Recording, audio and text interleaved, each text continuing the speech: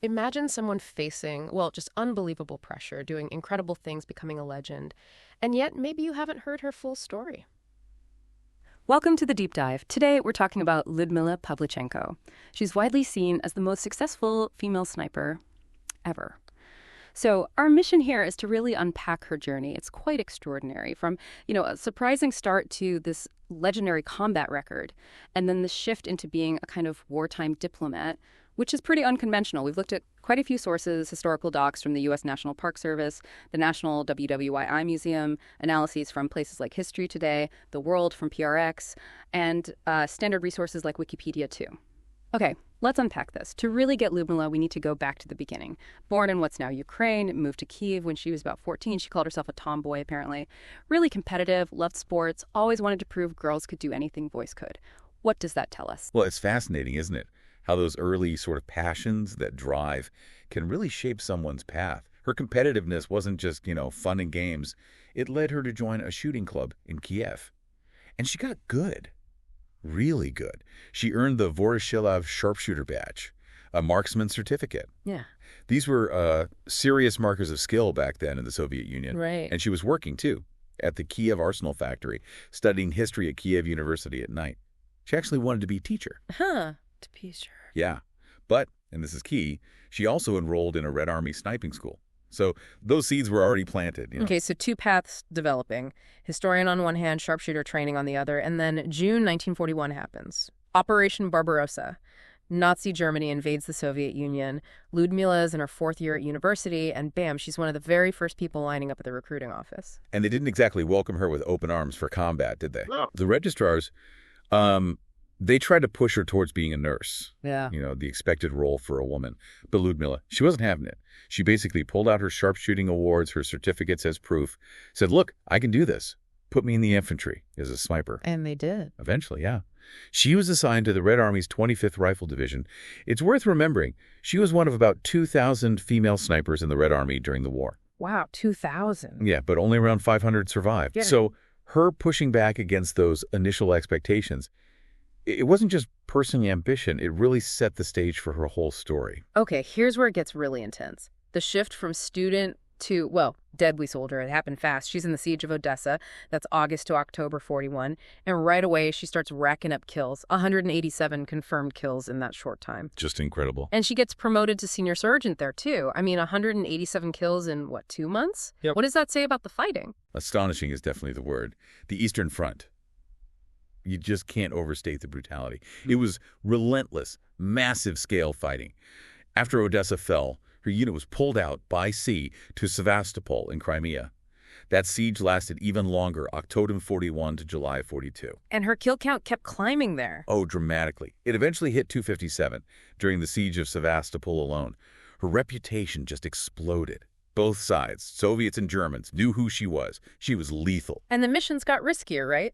I read about counter-sniping duels. One lasted 3 days. Yeah, imagine that, a 3-day duel, just incredibly tense, cat and mouse, life or death. And the Germans, they knew her count. They tried everything, broadcasting messages, offering her chocolate to defect. Chocolate? Seriously? Seriously. And later, threats. They apparently broadcast they'd tear her into 309 pieces. And she liked hearing that. Well, the story goes she was sort of grimly pleased.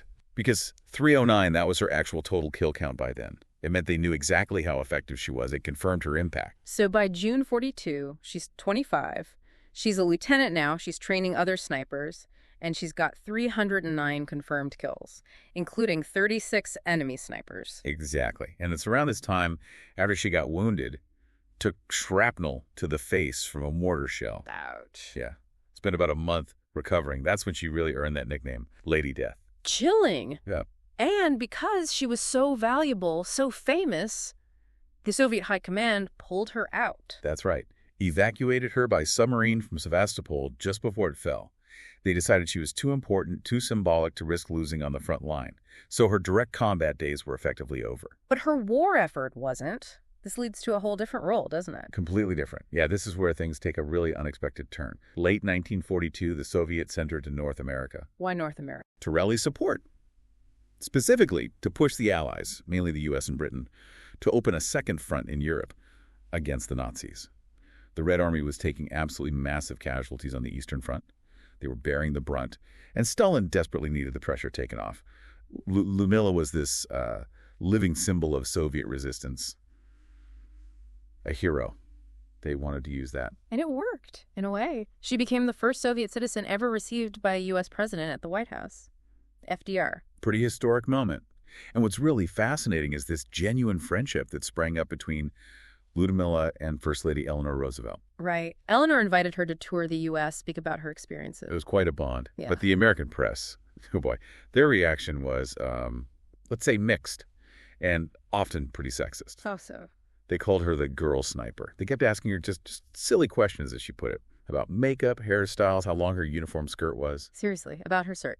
Yep. One reporter apparently told her the skirt made her look fat. You're kidding. Nope. It just shows this, this deep discomfort with a woman being in such a violent, traditionally male role. Even a war hero. They didn't know how to process it. But Lyudmila didn't just take it, did she? Her response became pretty famous. Oh, absolutely not. She was blunt, direct. Yeah. In Chicago, she finally had enough and basically called them out. She said something like, "Gentlemen," addressing the reporters, "I am 25 years old, and I have killed 309 fascist invaders by now. Don't you think, gentlemen, that you have been hiding behind my back for too long?" Wow. Yeah. Apparently the crowd just erupted. They got it. During the tour, she got gifts, too, like a Colt pistol in the U.S., a Winchester rifle in Canada. A proper welcome from some, then. Definitely. And it's also worth noting, the propaganda angle. Her image was definitely used, especially in Britain later, to encourage women there to support the war effort. Mm. And we should probably mention that some parts of her public story, like details about a lost husband and child, seem to have been, embellished or fabricated for propaganda. It adds another layer, doesn't it? The complexity of these wartime narratives. Right. The lines between person and symbol get blurred. So she toured England, too, still pushing for that second front. Yes, exactly. And advocating for women in combat, equal pay. Arguing they should lift the ban on training women properly for armed roles. She was really passionate about it. So what happened after the war? Did she ever go back to combat? No, never. After the war ended, she actually became an instructor, trained Soviet snipers until 45. Passing on her skills. Exactly. Then she went back to university, finished her history degree at Kiev University, became a historian, later worked as a research assistant for the Soviet Navy, and stayed involved with veterans groups. And that friendship with Eleanor Roosevelt, did that last? It did, which is really quite touching. They actually met again in Moscow in 1957, 15 years after that U.S. tour. In the middle of the Cold War. Yeah. Amidst all that tension, apparently they had minders, chaperones, but they managed to slip away for a moment, just the two of them, and shared a private laugh, remembering their time together. Speaks volumes about their connection. That's a lovely detail. But the war, it must have left deep scars, even for a hero. Oh, undoubtedly. The sources talk about her suffering from PTSD later in life. Depression, too. Those wounds, the visible ones and the invisible ones, they never really went away. It's a heavy price. It is. She passed away relatively young, actually, from a stroke at 58 in 1974. Her son was with her. There's also this whole aspect you touched on, the idea that maybe she was partly a myth, a propaganda creation. Right, that perception existed even inside Russia sometimes. But her grandfather, who was a retired Soviet major general, apparently pushed back hard against that, said she was absolutely the real deal. He believed those rumors came from, male resentment. Said she'd turned down advances from superior officers, preferred dating lower-ranked guys. He called her a rebellious woman who demanded they impress her instead. Interesting. So gender dynamics playing out even in how her legacy was debated. Absolutely. It seems like some viewers just couldn't accept a woman achieving what she did and maybe being difficult while doing it. But despite any attempts to downplay her story, her impact seems undeniable, doesn't it? Look at popular culture. Woody Guthrie wrote a song, Miss Pavlichenko. There's that 2015 film, Battle for Sevastopol, her own memoirs, Lady Death, novels. 2 Soviet postage stamps in her honor as well. Yeah. She clearly resonated. And I think her importance isn't just as a soldier or even just as a propaganda tool, though she was used that way. She was someone who, even with parts of her story maybe shaped for public view, fundamentally challenged what people thought women could or should do. Yeah. Especially in wartime.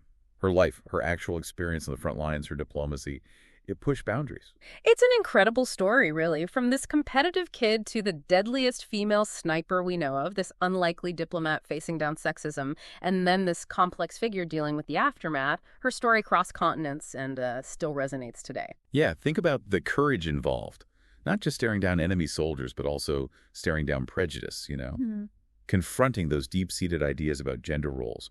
Her life really shows how one person's story, even a complicated one, can echo through history, change perceptions, and challenge us even now. Makes you wonder, doesn't it? Who else is out there? What other figures who stepped way outside their expected roles, fought battles both literal and figurative, whose stories are just waiting for us to really uncover and understand?